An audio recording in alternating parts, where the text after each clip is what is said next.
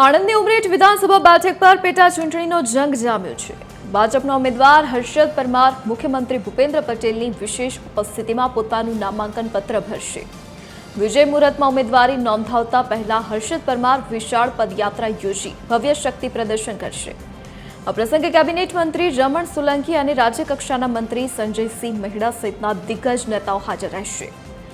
ઉલ્લેખનીય છે કે હર્ષદ પરમાર પ્રથમ વખત વિધાનસભાની ચૂંટણી લડી રહ્યા છે, જેને લઈને કાર્યકર્તાઓમાં ભારે ઉત્સાહ જોવા મળી રહ્યો છે।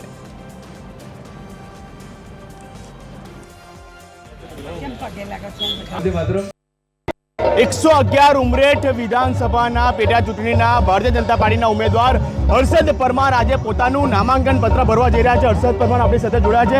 હર્ષદભાઈ, પ્રથમ વખત વિધાનસભાની ચૂંટણી લડી રહ્યા છો, નામાંકન પત્ર ભરવા જઈ રહ્યા છો, શું કહેશો? જી, આજે ઉમરેઠ વિધાનસભામાં જ્યારે મારી પસંદગી કરી છે, ભારતીય જનતા પાર્ટીએ મને ટિકિટ આપી છે, ત્યારે આજે ખૂબ મોટી બહોળી સંખ્યામાં હું નામાંકન પત્ર ભરવા જઈ રહ્યો છું અને તેમાં અમે સૌ ભારતીય જનતા પાર્ટીના સૌ સંગઠનના કાર્યકર્તાઓ અને હોદ્દેદારો આનંદની લાગણી અનુભવીએ છીએ। આ હતા આપણી સાથે હર્ષદભાઈ પરમાર। ખૂબ જ મોટી સંખ્યાની અંદર અત્યારે હર્ષદ પરમાર છે તે પોતાનું નામાંકન પત્ર ભરવા જઈ રહ્યા છે। ખાસ કરીને કહી શકાય છે કે આજે મુખ્યમંત્રીની ઉપસ્થિતિની અંદર આજે હર્ષદ પરમાર પોતાનું નામાંકન પત્ર છે તે ભરવાના છે।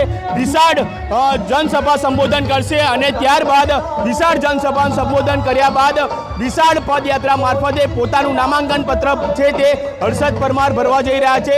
હર્ષદ પરમાર સ્વર્ગસ્થ ધારાસભ્ય ગોવિંદભાઈ પરમારના પુત્ર છે અને ભારતીય જનતા પાર્ટીએ જ્યારે તેમને આ વખતે ટિકિટ આપી છે ત્યારે અહીંના જે કાર્યકર્તાઓ છે તેની અંદર પણ એક અનેરો ઉત્સાહ છે તે જોવા મળી રહ્યો છે।